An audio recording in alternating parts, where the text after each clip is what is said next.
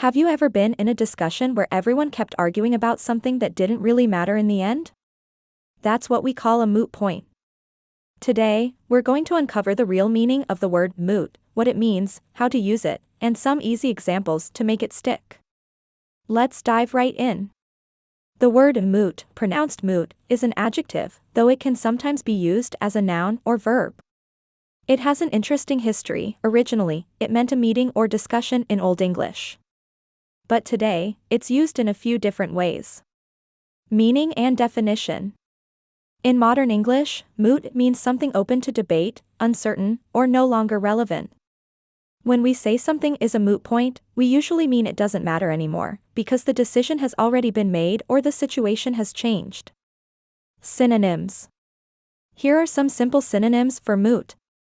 Debatable, arguable, controversial, questionable, irrelevant, when it means no longer important. Antonyms. Opposite words include certain, settled, definite, relevant.